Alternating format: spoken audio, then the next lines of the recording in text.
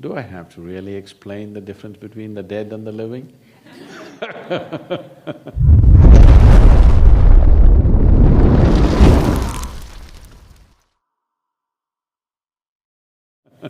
It's a big difference, isn't it? What would you like to be right now, living or dead? Living, isn't it? So, the values of living I don't have to sing. It's very significant to be living, isn't it? Whether you're a master or no master, it is very significant to be living, isn't it? So, that significance continues in everything. Those who left their bodies can be a great inspiration, but you cannot work with them. There may be a certain span of time when they may be willing to work or they may be capable of working for a certain span of time. That is, if they've set themselves up like that, if they have certain level of mastery upon themselves, there may be some who will work for a certain period of time. Otherwise, their energies are conducive for your sadhana, but they are not a guidance. They are a good ambience, they are a good atmosphere, they're good soil for you to grow, but still they are not a guidance. When you sit here, you are not mostly receptivity, you are mostly your own mind, isn't it? Am I right? Yes. When you're mostly your own mind, you need guidance and guidance and guidance and guidance. If you are all receptivity, you don't even need a master, I'm telling you. Because grace is all over.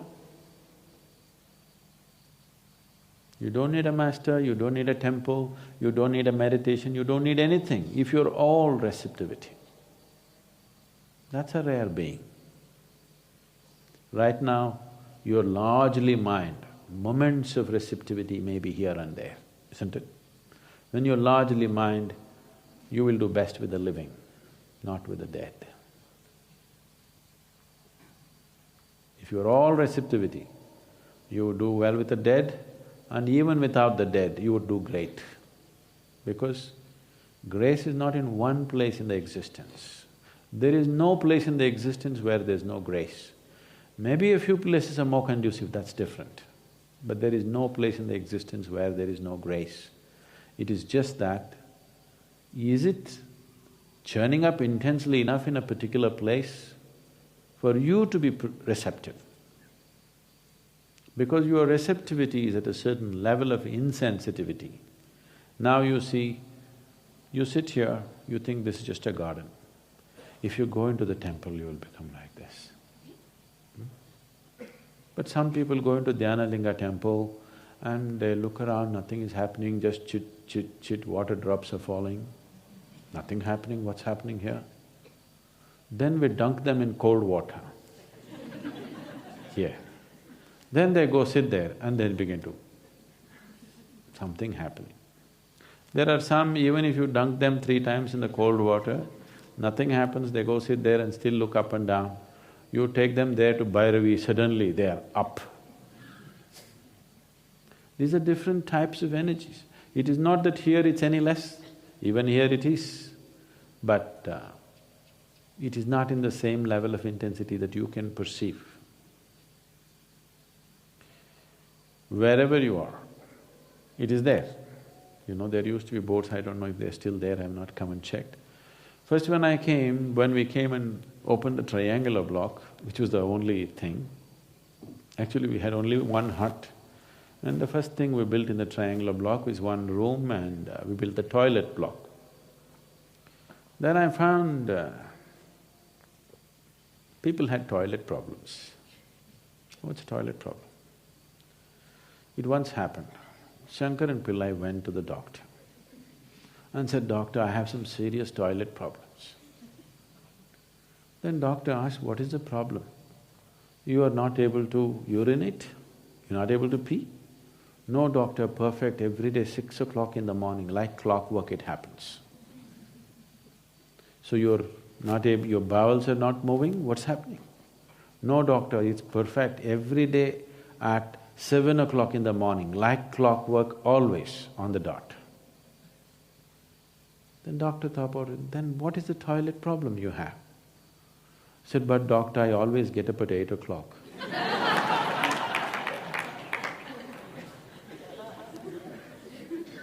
So people had such toilet problems. Not that it was not happening, it was happening little messy. So I asked him to put up a board that divine is here also. Inside every toilet, when you close the door, when you sit down, it says divine is here also. So that you shit with some sanctity. Shit can be a spiritual process. After all, the whole spiritual process is to cleanse yourself. It is one of the most… the best cleanup jobs you can do in a day. Yes? So, grace is there also, I am saying. It's not any less in the toilet. But you may not be able to feel it in the toilet because you want to finish your job and go out of that place. Temple is more conducive, not just in atmosphere, even in terms of energy. It is made conducive so that you can feel it. Right now there is life energy everywhere, but you're not able to take it in.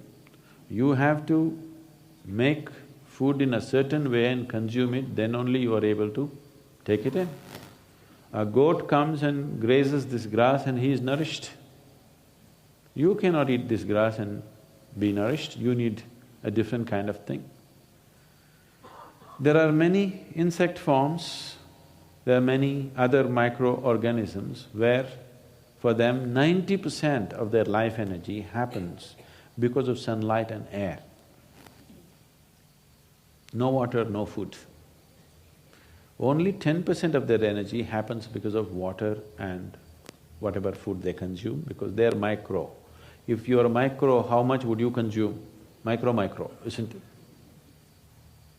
So, even in you, if you become very receptive, you will notice, you will see on a particular day, if you remain very ecstatic through the day, you will see the volume of food that you eat will just come down because your receptivity is better. How you receive the sunlight, air and water, easily 60% of your life energies can be generated from sunlight, air and water. Only 40% from the food that you eat.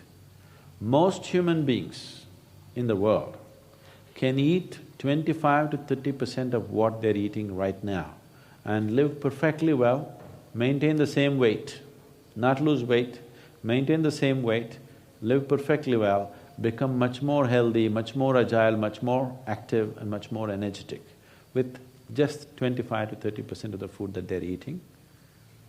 You can experiment and it happens. When you're in a Bhava Spandana program, you're not even eating 20–25% of the food that you normally eat because we don't give you time to eat. And people are much more energetic than usual. People come to samyama, if they become meditative, they barely eat and they're still fine. So, your receptivity has to be enhanced. If your receptivity is enhanced, dead, living, even the non-existent will help you. But when you're so full of mind, you must be with the living, otherwise you will deceive yourself. You will receive all kinds of messages, the kind of messages that you like. If your guru sends you a note from heaven, I love you, don't believe it, it's your mind. Yes, it's your mind, he doesn't do such things.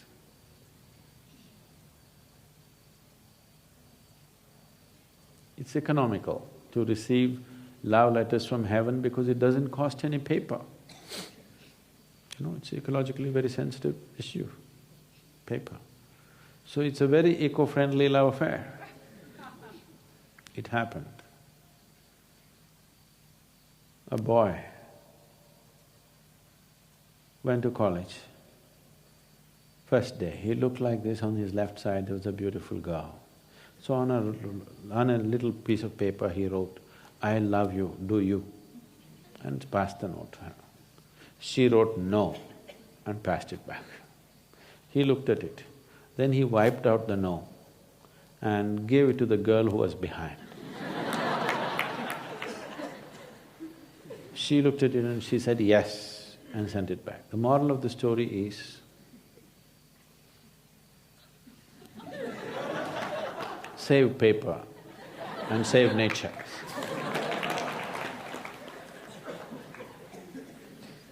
So, ecologically it's good, spiritually not good. So when you're so much mind, you need you need another mind to fix you. If you are not mind, you are all receptivity, then the dead and even the non-existent would help. Even a rock would help you, I'm telling you. Anything. Just a blade of grass could be your guru. Yes, but that is if you're mindless. When you're so full of mind, no, you need another mind, cleverer than your mind, constantly fixing you.